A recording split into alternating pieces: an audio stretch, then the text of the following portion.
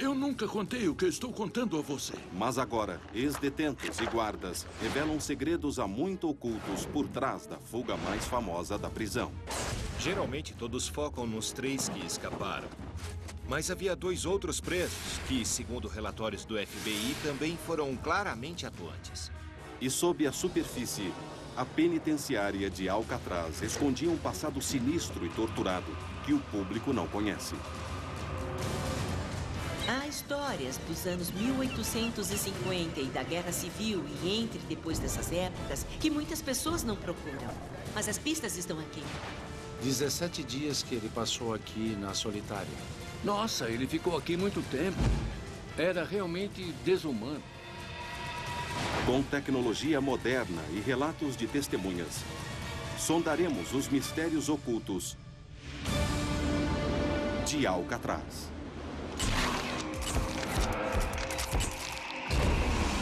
Códigos e conspirações. Alcatraz.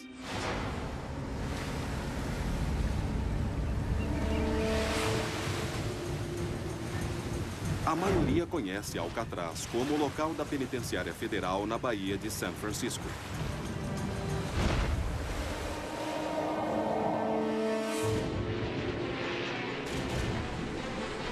Quando abriu em 1934, foras da lei, gangsters, contrabandistas e assaltantes de banco atormentavam o país. Nas 3 décadas seguintes, Alcatraz aprisionou assassinos como Al Capone e Robert Stroud, o Birdman. O propósito dessa prisão era basicamente deter os piores inimigos públicos dos Estados Unidos, abrigar os piores criminosos e, essencialmente, tirá-los das manchetes dos jornais.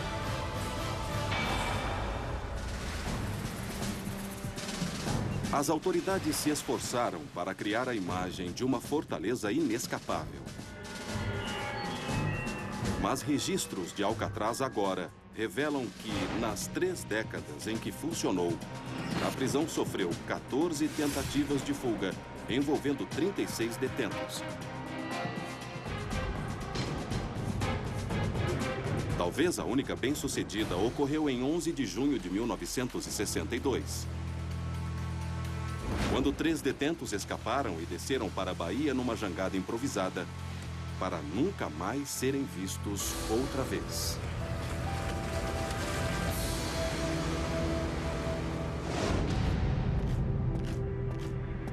O pesquisador Michael Eslinger descobriu detalhes há muito ocultos que revelam como e por que a fuga ocorreu. Ele descobriu uma surpreendente conspiração que permitiu que os presos escapassem das celas para começar. A fuga de 1962 é provavelmente a maior fuga de uma prisão na história dos Estados Unidos. E realmente o que eles fizeram foi ímpar. Para os oficiais da prisão na época, fugas eram impossíveis. A segurança era a mais moderna. O desenho do setor de celas em si era a primeira linha de defesa. Portas de aço à prova de ferramentas trancavam os detentos em suas celas e protegiam cada janela. Não havia uma parede exterior das celas que dava para fora. Então, elas eram construídas dentro da estrutura e o detento teria que fazer um túnel para sair da sua cela e atravessar outra parede. Guardas patrulhavam ininterruptamente o setor de celas, por trás de galerias elevadas e protegidas.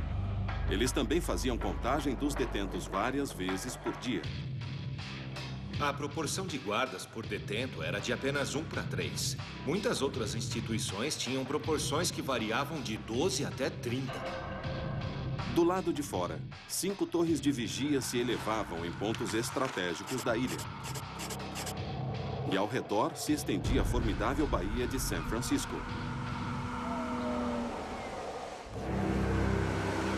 Cuja água se agitava com correntes fortes e imprevisíveis.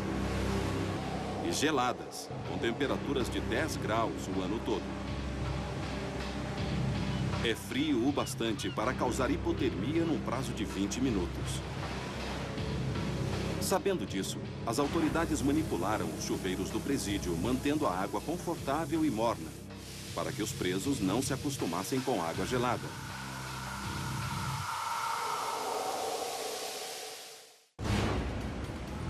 Mas, em junho de 1962, nada disso fez diferença.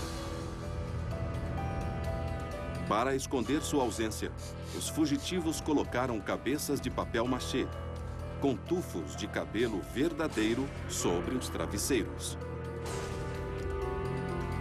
Após semanas usando utensílios afiados, os homens já haviam aberto buracos nas paredes das celas. Cobriram as passagens com tampas falsas de tubos de ventilação. As aberturas permitiam que chegassem até um corredor adjacente, que dava acesso ao telhado. Uma vez fora, lançaram mão de boias secretamente construídas. Extensivas buscas nunca encontraram os corpos. E muito hoje acham que eles escaparam. Mas como um plano tão meticuloso e complexo pôde ter eludido as autoridades de Alcatraz? De 1950 a 1958, George DeVincenzi trabalhou como guarda em Alcatraz. Embora tenha saído antes da famosa fuga, ele já via sinais preocupantes de problemas durante o exercício de seu cargo. Depois de 4 ou 5 anos, comecei a notar que a segurança estava se tornando um pouco frouxa. Colocaram rádios nas celas. Isso era inédito. Retiraram a torre do alto da carceragem. Retiraram a torre de trás das casas das máquinas. Foi assim que os 3 chegaram até o telhado. Se a torre continuasse lá, nunca teriam saído da prisão. Michael Eslinger passou anos entrevistando ex-detentos e guardas da prisão. Descobriu uma longa lista de erros da administração. 2 dos fugitivos de 1962 eram irmãos. John Anglin, detento número 1476, e Clarence Anglin, preso número 1485. Os assaltantes de banco naturais da Flórida terminaram em Alcatraz devido a uma tentativa anterior de fuga, quando estavam na prisão federal de Leavenworth, Kansas. Quando chegaram a Alcatraz, o guarda optou por prendê-los em celas adjacentes no andar térreo. Há um aviso na pasta dos 2 irmãos em Alcatraz que diz que esses irmãos não podem ser presos juntos, porque Clarence tinha fugido de Leavenworth com a ajuda do irmão John. Quem estava na cela ao lado era muito importante, porque seu vizinho de cela também era seu vizinho no refeitório. O descuido deu aos irmãos mais tempo para conspirar. O terceiro fugitivo, Frank Lee Morris, detento número 1441, era um assaltante de banco natural de Maryland. Os registros da prisão revelam que Morris não era um prisioneiro comum. Seu QI era 133. Ele tinha uma série de tentativas de fuga. Na sua ficha estava escrito que ele era um mestre da fuga. Então, diante disso, acho que deveriam tê-lo vigiado um pouco mais. Registros hoje divulgados mostram como Morris obteve auxílio inestimável debaixo do nariz das autoridades. Nessa carta, Morris pediu uma popular revista de mecânica através de canais oficiais. Um artigo com fotos detalhadas mostrava como fabricar os mais eficazes equipamentos flutuantes. Com base nesses modelos, eles pegaram capas de chuva e transformaram em coletes salva-vidas. Acho que os guardas não prestaram atenção a esses artigos, porque quando viam algum que podia ser usado pelo detento, eles às vezes os recortavam. Examinando os arquivos do FBI, Eslinger descobriu que o plano de fuga era bem mais complexo do que se imaginava. Geralmente o foco é nos 3 que escaparam, mas outros 2 detentos, segundo os relatórios do FBI, também tiveram um papel importante.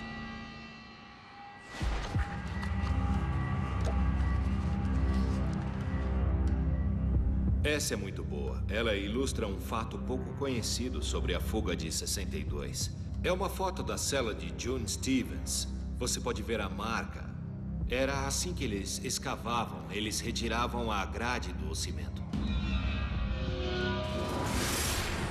June Stephens, o detento número 1225, e Woodrow Wilson Gainey, número 1520, também tentaram cavar um túnel. O problema deles é que estavam presos no 3º andar. Quando conseguiram remover parte do cimento em torno da grade, detritos podem ter começado a cair nos andares de baixo e isso revelaria todo o plano de fuga. Então, em algum momento, os outros pediram que desistissem. Muitos antes pensavam que o plano de fuga havia sido um segredo bem guardado. Mas evidências sugerem o oposto. As celas de Alcatraz se estendem por 4 fileiras nos blocos A, B, C e D. Os fugitivos executavam seu plano no bloco B, sobre o qual há um detalhe pouco conhecido. Em 1962, a fuga ocorreu aqui mesmo, nestas celas, no bloco B. Quando damos a volta, neste lado aqui, o interessante é que ainda estamos no bloco B, mas do outro lado. Todas as celas aos fundos do bloco B pertenciam a detentos negros. E 2 deles, Henry Banks, detento 1314, e Nathaniel Harris, detento 1509, ocupavam as celas diretamente atrás das de Frank Morris e John Anglin. As celas davam de costas umas para as outras, com o corredor no meio. Os detentos negros estavam em frente dos brancos, sabiam o que estava acontecendo. Quando aqueles detentos subiam, noite após noite, levando materiais para cima, os presos negros ouviam. E nunca disseram uma palavra. Esses detentos teriam muito a ganhar entregando os fugitivos e contando à administração que uma fuga estava sendo executada. Mas eles não os entregaram. De fato, as entrevistas e pesquisas de Eslinger o levaram a uma conclusão quase inacreditável. A de que muitos detentos de Alcatraz sabiam da tentativa de fuga na noite mesmo em que aconteceu. Foi uma noite de grande excitação. Todos na carceragem que sabiam da fuga não conseguiam dormir. Sempre que eles ouviam barulhos, e eles realmente ouviam as gaivotas gritando em cima do telhado, eles ajudavam a fazer barulho para encobrir. Meses de planejamento, fabricação de ferramentas e escavação, e nenhum prisioneiro delatou os fugitivos aos oficiais. Isso é incrível, quer dizer, podia ser um tipo de código de companheirismo entre os detentos, não dizer nada. Isso é um mistério para mim.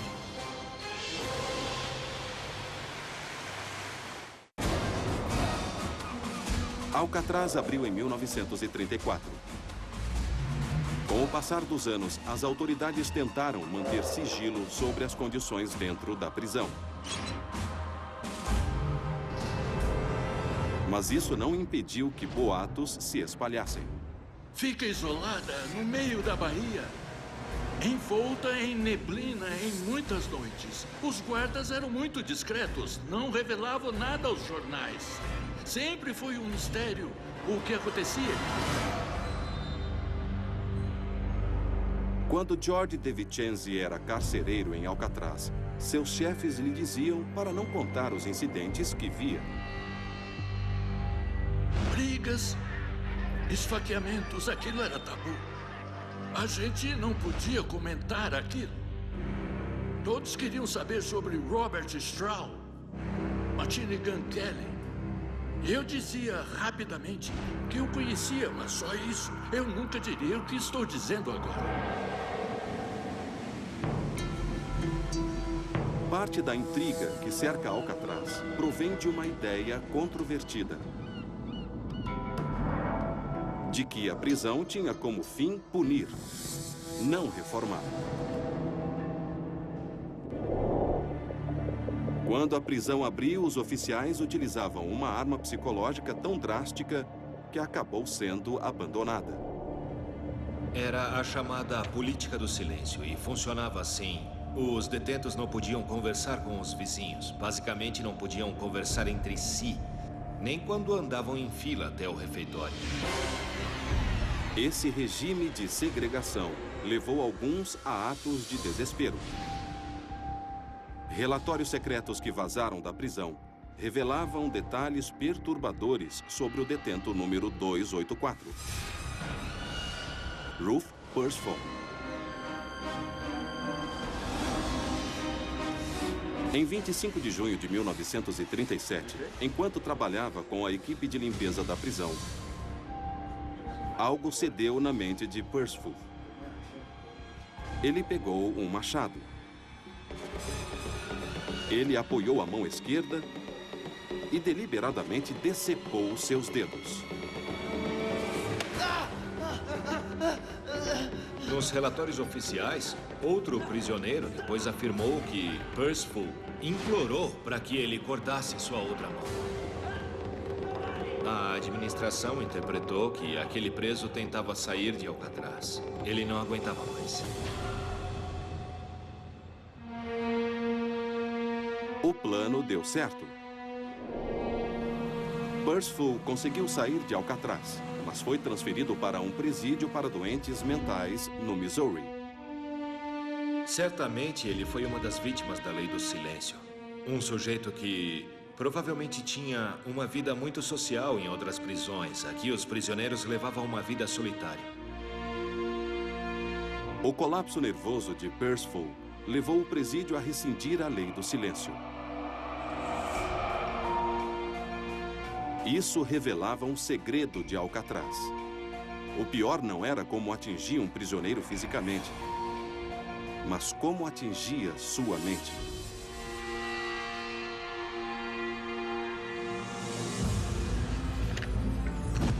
Robert Luke, o detento 1118, condenado a 5 anos em Alcatraz por assalto a banco, durante décadas manteve silêncio sobre sua experiência. Até hoje. Não havia nada que você fizesse aqui que não tivesse uma regra. Eles tinham um livro de regras, e esse livro tinha 53 delas, e englobava tudo que você pensava em fazer, mas era proibido. E a regra 53 dizia que se você fizesse algo que não constasse no livro, eles inventavam uma regra proibindo. No final, você não podia fazer nada. Segundo alguns, o regime diário cuidadosamente orquestrado acabava subjugando até os mais insensíveis criminosos. Era segurança máxima o tempo todo. Eles eram trancados todas as noites por volta das 6 horas e só saíam às 7 horas da manhã seguinte para tomar o café da manhã. Não havia cursos noturnos, nem academia, nem biblioteca. Não havia nada.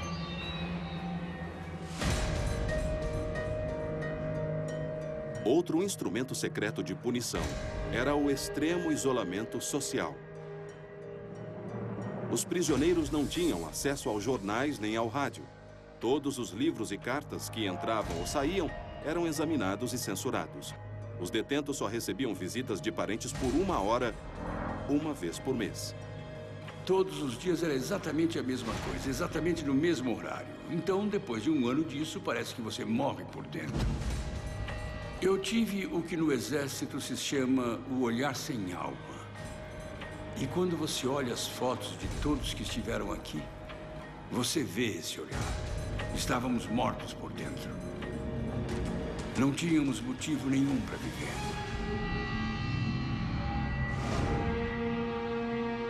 Mas, para quem ousasse violar outras regras, a punição era o exílio, no temido Bloco D de Alcatraz. O Bloco D significava total isolamento de qualquer pessoa, nenhuma conversa, e só se permitia 1 hora fora da cela, uma vez por mês. O detento Robert Luke passou 5 meses numa solitária do Bloco D. Você ficava 23 horas por dia na cela e sem nenhum privilégio, sem tabaco. Aquilo começava a me torturar e eu me sentia impotente, perdia a cabeça e queria começar a bater em alguém. E eu batia em bastante gente quando estava na prisão. Então, uma noite, eu não aguentei mais e arrebentei minha cela, às 2 ou 3 da manhã. Quebrei as prateleiras, a cama, o vaso. Havia um lugar especial do Bloco D para detentos como Robert Luke. Detentos que não sabiam se comportar em Alcatraz. Eram o que chamavam de buraco. Uma das 6 celas escuras no nível inferior do Bloco D. Tinha 70 centímetros quadrados, tudo de aço, o chão e tudo mais, com um buraco no canto como vaso. Tinha uma porta com grades, eles fechavam essa e a porta exterior. E ficava tudo escuro, era um breu total lá dentro. Você não via absolutamente nada. Você não tinha ideia de como ia ser até colocarem você lá dentro.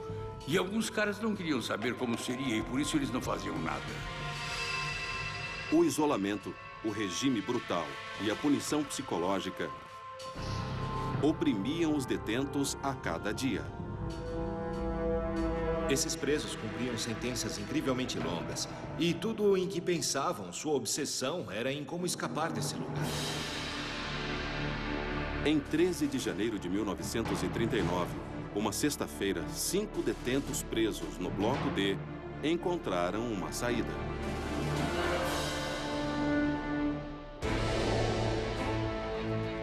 Um deles era o detento número 268. Para o mundo de fora, ele era Doc Barker, um assassino, sequestrador e membro da famosa gangue Mar Barker. Ele aterrorizou o meio-oeste durante os anos 30. O próprio J. Edgar Hoover declarou que Barker era um dos criminosos mais perigosos que o Bureau já tinha enfrentado. Barker e os 4 outros usaram ferramentas contrabandeadas para arrombar as portas das celas do Bloco D. Eles conseguiram retirar alguns rebites das grades. Eles chegaram a empurrar algumas barras para conseguirem sair. Depois, eles subiram e serraram as grades da janela. E assim conseguiram sair. No entanto, todos eles foram pegos antes de conseguirem sair da ilha. A Barker coube o pior. Baleado por guardas, morreu mais tarde no hospital da prisão. Mas como Barker e os outros arrombaram grades que supostamente eram a prova de ferramentas? A surpreendente verdade é que no começo as celas do Bloco D eram feitas de fracas grades de ferro. Acho que os oficiais achavam que havia uma população pequena naquele setor da carceragem na época. Provavelmente nem sonhavam que alguém fosse capaz de escapar de lá, sabe, sem ser detectado pelos oficiais. Embora muitos pensassem em escapar, eram poucos os que tentavam. Mas o detento número 435, um assaltante de banco e sequestrador chamado Dale Stamphill, nos anos 30, bolou um plano de fuga infalível. Dale Stamphill foi um dos primeiros detentos que eu entrevistei. Eu perguntei para ele como você sobreviveu. E ele me contou uma história incrível. Ele tinha conseguido roubar um pequeno frasco da farmácia. E então, por vários meses, ele arrancou fios do seu cabelo para preencher o frasco. E então ele me contou que, num dia fresco e claro, ele lançou o frasco nas águas da Bahia. E depois ele disse que nos 10 anos seguintes, ele imaginava que uma parte dele tinha escapado da ilha. Então ele lia guias de viagem e fantasiava sobre os lugares por onde o frasco passava. Uma fuga imaginária era tudo que alguns conseguiam atingir para suportar Alcatraz.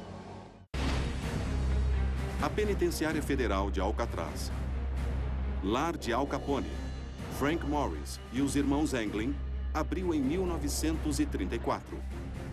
E até hoje, milhares de turistas visitam suas celas para saber mais sobre os notórios homens que as habitaram. No entanto, eles não ouvem toda a história da prisão.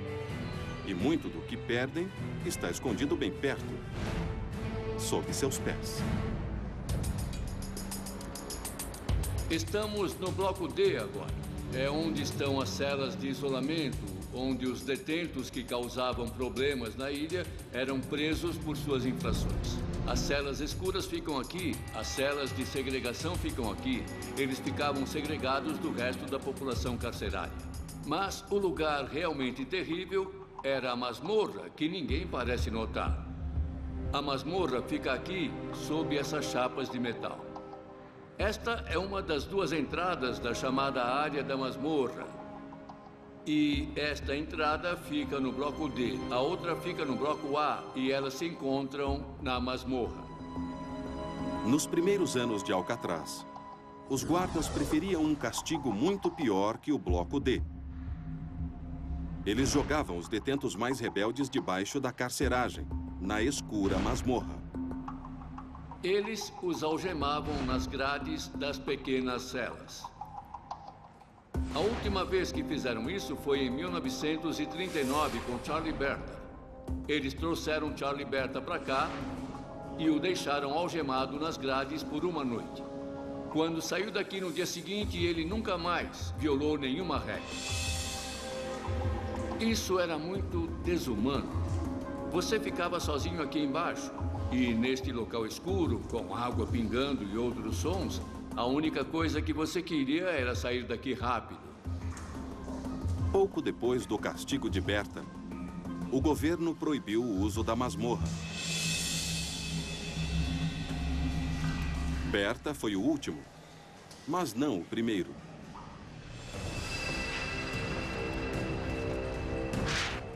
Dentro das cavernas, debaixo da carceragem, raramente vistas pelo público, os investigadores encontraram evidências de que para Berta foi moleza. Quando iam colocar pessoas na solitária, eles a traziam para baixo, para o bloco D, por aqui, e as prendiam ali, naquelas outras celas.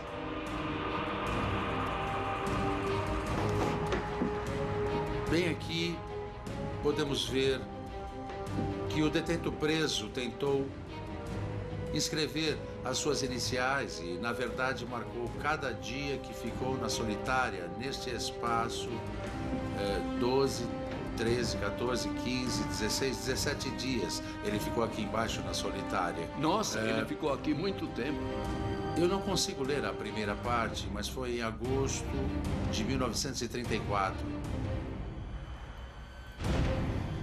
Mas, avançando, torna-se claro que a masmorra tem elos misteriosos com um período bem mais antigo do que a prisão acima.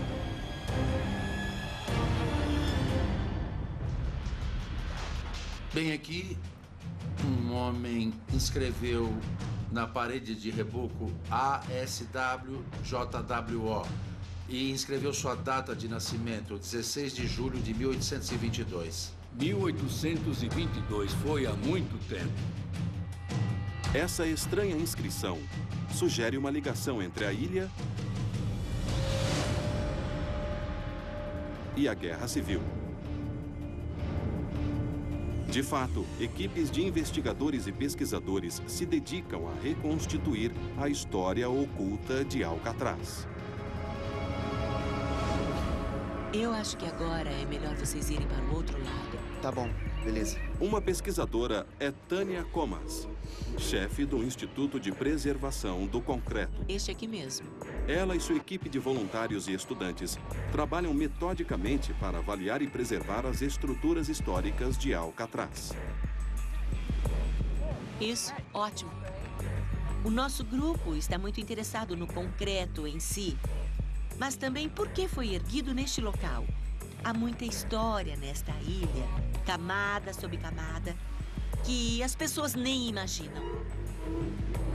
A equipe inspeciona cuidadosamente rachaduras no concreto do pátio de recreação de Alcatraz. Durante os anos da penitenciária federal, este lugar era um pequeno oásis, oferecendo aos presos um pouco de ar fresco. Mas as rachaduras revelam o elo com uma era em que os militares consideravam a ilha um estratégico posto avançado. Isto é um medidor de espessura. Ele envia uma onda de som através do concreto e o que procura é um vácuo de ar. Ajuda a saber se há rachaduras dentro que não podemos ver e também indica o que é mais importante aqui, a espessura do concreto. As rachaduras revelam que o piso do pátio de recreação repousa sobre estruturas de concreto antes desconhecidas.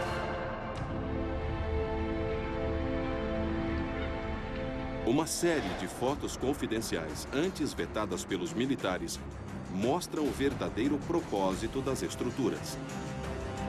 Agora está claro que Tânia e sua equipe localizaram a posição de uma série de baterias de canhões da Guerra Civil. Algumas fotos mostram que havia baterias de canhões aqui embaixo. Uma, na verdade, se estende ao longo daquela parede ali.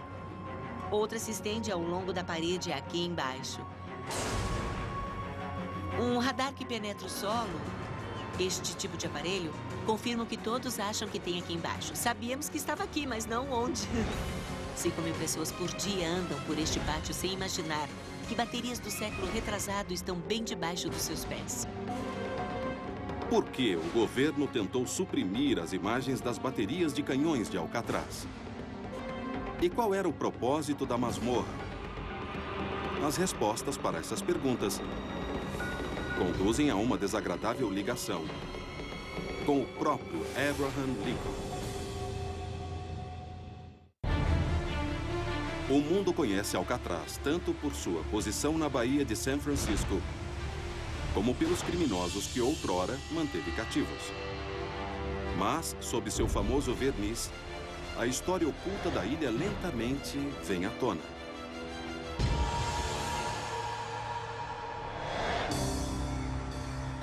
Aqui em Alcatraz, há histórias dos anos 1850 e da Guerra Civil e entre e depois dessas épocas que muitas pessoas não procuram. Mas as pistas estão aqui. As pistas estão aqui nos materiais, numa rachadura, numa certa área que revela algo embaixo. Está tudo aqui mesmo, em plena vista. A primeira estrutura pela qual todos os visitantes precisam passar a caminho da carceragem é um arco. É a construção mais antiga da ilha e oculta os segredos mais remotos da ilha.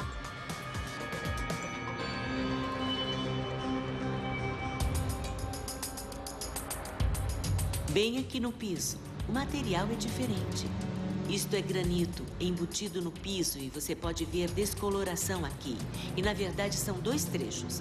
Isso servia para os canhões, para que pudessem girar sobre uma roda ao longo de um material muito durável. E o fato de serem dois indica que eram dois canhões. Há coisas mais interessantes no chão deste espaço. E esta provavelmente é uma das coisas mais interessantes da ilha toda. Seria fácil não ver, mas está bem aqui. Essa grade cobre um grande espaço aberto sob o solo. Na verdade, é a primeira cela de Alcatraz. Que tipo de estrutura contém canhões e uma cela para prisioneiros? A resposta é uma torre de vigia, operada pelos militares.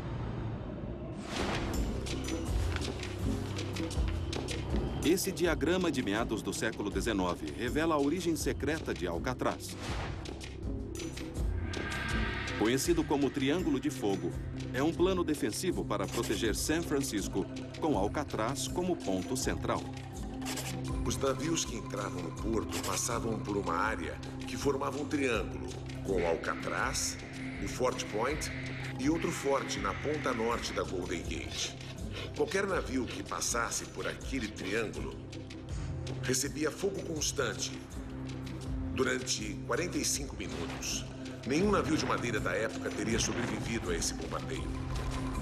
Mas do que os oficiais do governo se protegiam? 1853. A guerra com o México terminara havia apenas 5 anos. A Guerra Civil assomava no futuro.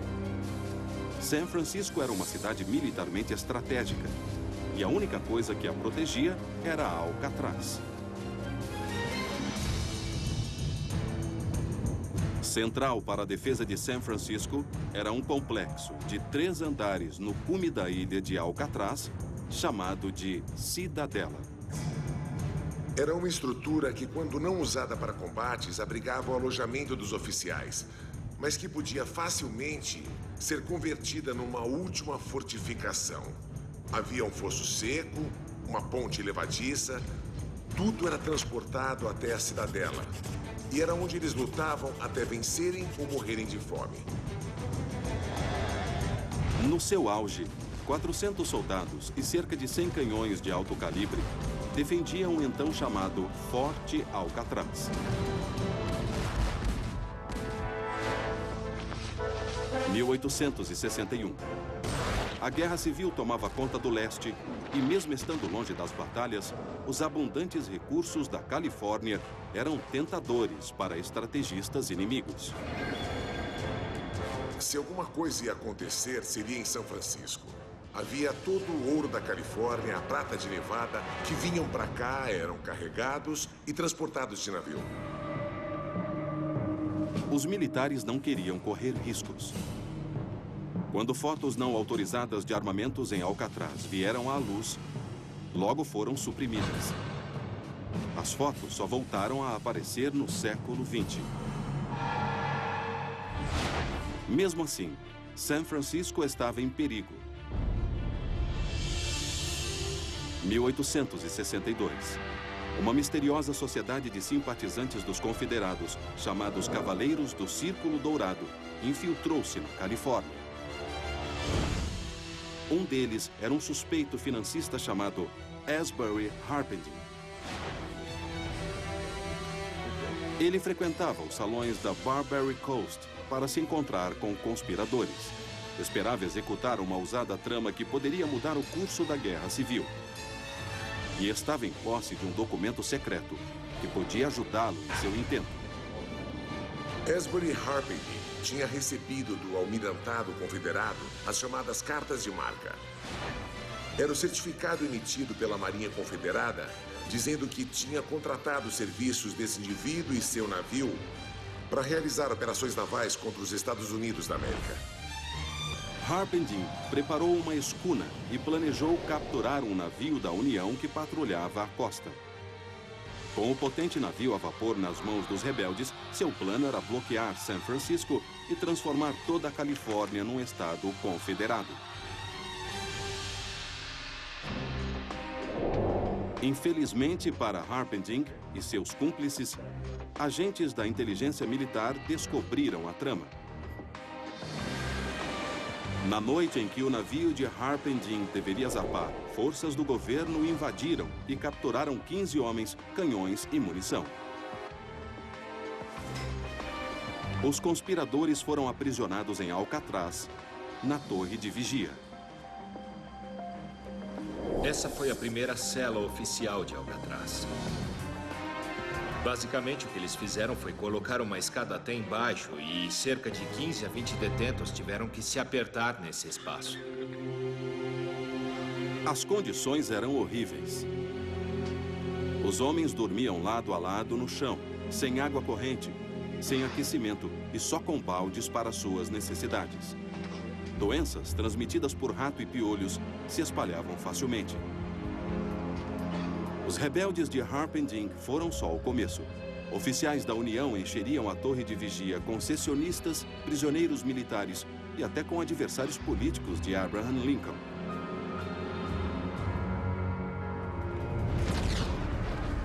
Durante a Guerra Civil, a administração Lincoln declarou a suspensão do habeas corpus. Isso significava que qualquer um podia ser preso sem julgamento. Não havia juiz, júri e nem perguntas eram feitas. Até o presidente do Comitê Democrático da Califórnia terminou em Alcatraz devido a um discurso que as autoridades consideraram antigovernamental.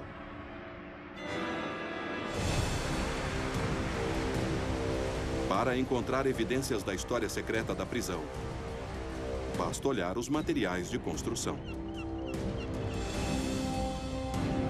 Tijolos significam que foi erguida como parte da fortificação pré-penitenciária.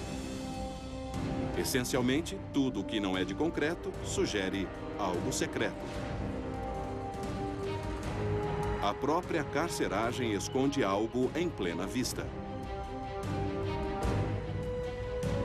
O prédio atrás de mim é a carceragem de Alcatraz. E pode parecer uma entrada normal na lateral do prédio, mas, na verdade, é uma parte do antigo prédio que se erguia lá antes do prédio que vemos hoje. Sempre que houver granito, é um sinal que não está diante de algo da era moderna, está diante de algo que pertencia à construção original nesta ilha. Esse granito pertence à fortaleza de 3 andares da era da Guerra Civil, a chamada Cidadela. Os militares construíram a carceragem moderna no local da antiga Cidadela. Enquanto era uma fortaleza, eles continuaram aprisionando pessoas aqui. E então a transição teve início. Eles removeram os 2 pisos superiores, mas o porão permaneceu. É a parte que se tornou a masmorra escura de Alcatraz. Após o fim da Guerra Civil, autoridades militares precisaram de uma nova carceragem, porque a população criminosa na ilha não parava de crescer. Se você cometia qualquer crime sério em qualquer lugar da costa do Pacífico dos Estados Unidos, no Havaí ou nas Filipinas, era pra cá que era mandado. Era pra assassinos, pra estupradores, pra crimes sérios contra civis, crimes sérios contra outros soldados. Os militares dividiam os prisioneiros em 3 classes, dos menos aos mais perigosos. Eles acorrentavam os piores condenados a uma bola de ferro de 6 quilos. Mas havia castigos piores. Pesquisadores descobriram a existência de um dispositivo em Alcatraz chamado Jaula da Tortura. Esse caixão de ferro vertical tem 60 centímetros de largura e apenas 30 centímetros de profundidade. A pessoa presa nele não tinha espaço suficiente para sentar ou se mexer por dias a fio. Os militares continuaram mandando prisioneiros para Alcatraz, acreditando que sua localização garantia total segurança. Mas eles se enganavam. Ao contrário da penitenciária federal, que se tornaria nos anos 1930, Alcatraz, sob controle militar, era uma peneira. Segundo estimativas, cerca de 80 homens em 29 ocasiões diferentes tentaram escapar. Dos 80, 17 de fato alcançaram a liberdade. Em muitas tentativas, os prisioneiros usaram o que puderam encontrar para boiar, como jangadas, tábuas, uma caixa de madeira e até um barril de manteiga. Em 1878, 2 homens simplesmente roubaram um barco e remaram até a costa.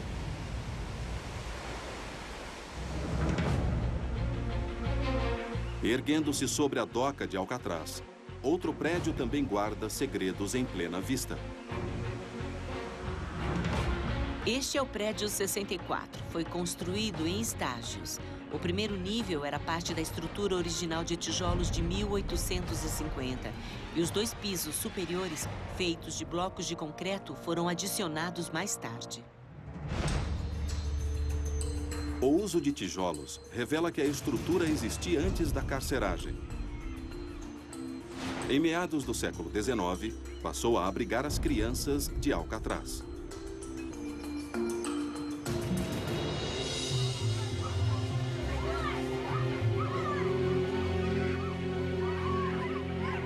O prédio 64 era o lar dos oficiais da prisão e suas famílias. O que significava que as crianças brincavam ao lado de uma carceragem com os criminosos mais perigosos do mundo. Chuck Stucker passou seus anos escolares no prédio 64. Seu tio, seu primo e seu pai trabalharam na carceragem durante os anos 1930 e 40. Sua família era apenas uma das cerca de 60 que viviam em Alcatraz ao mesmo tempo em que Al Capone. Nós nunca pensávamos nos gangsters e os detentos que viviam aqui, porque tínhamos nossa própria existência independente aqui como crianças.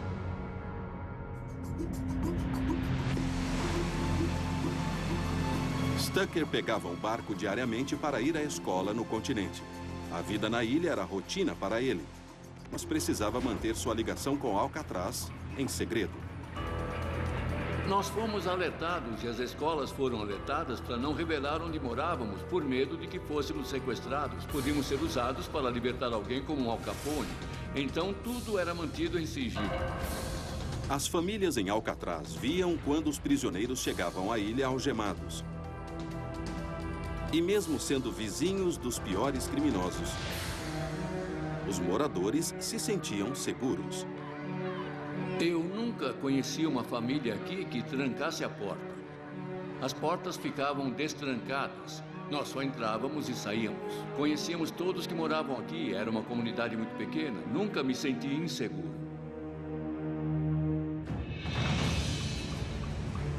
A lenda de Alcatraz ainda fascina. É um monumento vivo da justiça numa era sem lei. Mas suas raízes residem num passado cheio de conspirações de guerra, armas camufladas, masmorras ocultas e fugas esquecidas. E mesmo meio século após o fechamento de Alcatraz, a ilha na Bahia abriga mistérios. Segredos que continuam a revelar.